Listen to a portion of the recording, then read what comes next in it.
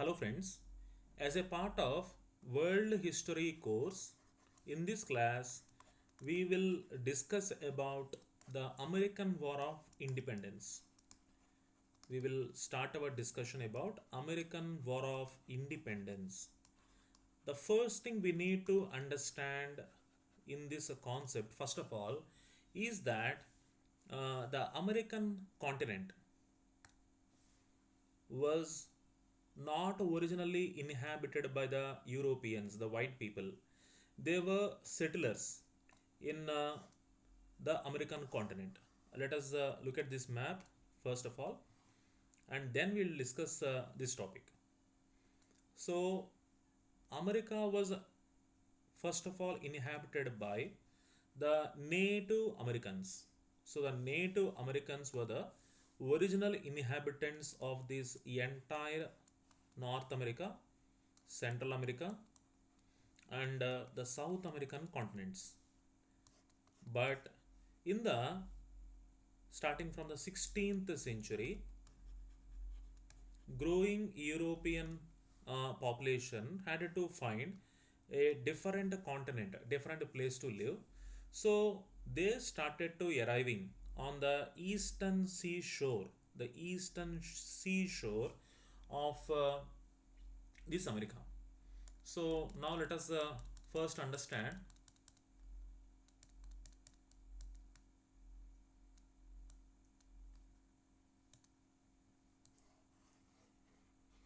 the growing European population had to find a place to live, and the Englishmen, so they started arriving on the eastern coastal board, and the French people settled to the northern part of this place, now presently called Canada, and the Spanish settled to the south of present day uh, Europe, sorry, present day United States, and these all the rest of the lands were under the control of the native inhabitants called Indians. We call them native Indians.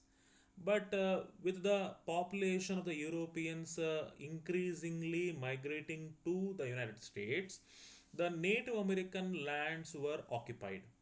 So, between the 17th century, between the 16th century to mid 18th century, in these 200 years, 250 years, so Indians were pushed more and more towards the west, and the Europeans, especially the British, started establishing colonies here. So the red color indicates the settlements of the English, the Europeans.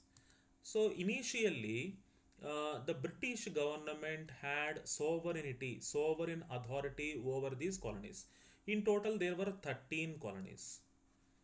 These 13 colonies were independently connected to the mother country. Mother country was England.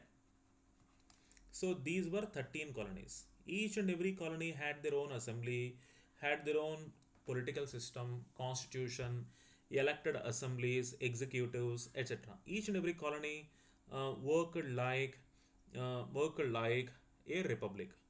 So in 1760s, in 1750s and 1760s, they had the 13 colonies and their parent country. They both joined together to fight against their natural enemies, the native Indians, who were getting support against the British and the 13 colonies by the French.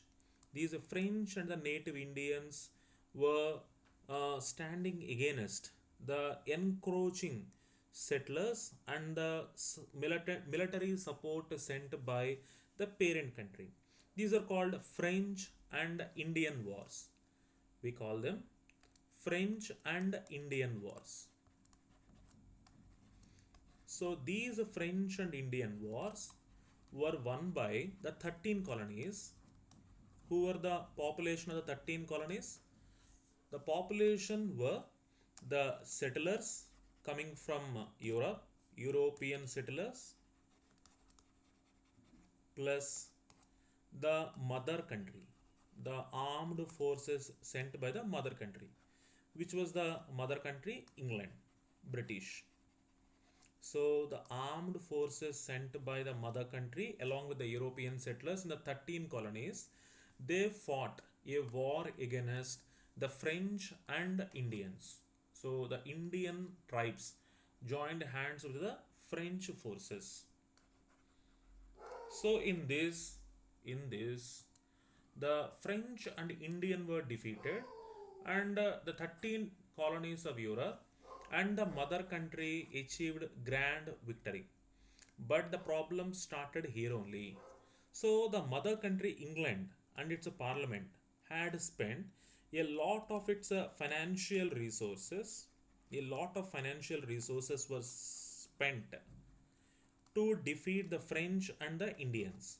So the naturally British Parliament naturally believed that this financial burden had to be shared with the European settlers and the 13 colonies. This started the problem. Now let us understand the British Parliament wanted to impose more taxes on the people, the European settlers, peoples of the 13 colonies. They wanted to collect more taxes because already the British Parliament had sent thousands of military troops to protect these 13 colonies from the enemies called French and Indians. The French and Indians were the enemies. They were defeated to protect these. So the British Parliament naturally expected these 13 colonies to pay towards this expenditure through increased taxation. These taxes were import duties. While importing salt or tea or cloth, etc., so import duties were collected, but these import duties would increase the prices. So these import duties resulted in the high prices that these peoples of the 13 colonies bought. And also, the increased taxes were collected in the form of stamp duties. So while making any property transaction, buying, selling, and inheriting property, etc. So these property transactions, the people of the 13 colonies had to pay stamp duties to the British Parliament and townshend duties. So, for maintaining the military forces, increase in the number of military forces even after the war, British army in large number was maintained in the western part of these 13 colonies. For that, the British Parliament expected the peoples of the 13 colonies to pay for it. So that is the reason why these taxes were heavily imposed. So this was opposed by the peoples of the 13 colonies. Peoples of the 13 colonies opposed this system of taxation. Opposed this taxation for various reasons. They questioned British Parliament's authority to impose this excessive taxation because they did not have any representation. They did not have any representation. No representation was given to these 13 colonies in the British Parliament. So they believed in the democratic principle that representation is the basis of taxation.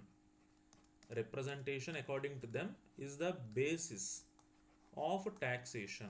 Government had the authority, could gain the authority of collecting the taxes from the people only when that government was representing the interest of the people from whom taxes were collected.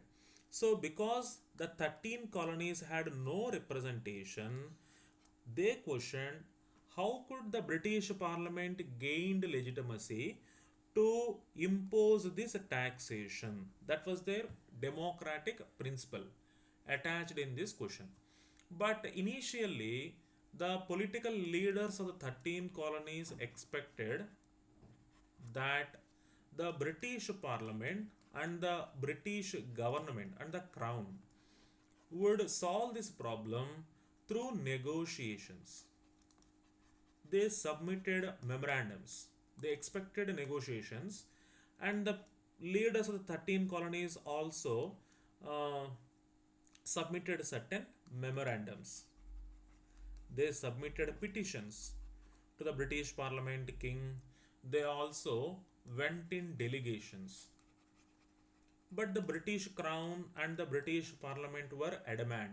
They were taking uncompromising attitude. So that essentially caused the problem in 1775. So these, so far we discussed about the causes of American Revolution. In the next class, we will discuss how this American Revolution was carried. So thank you very much.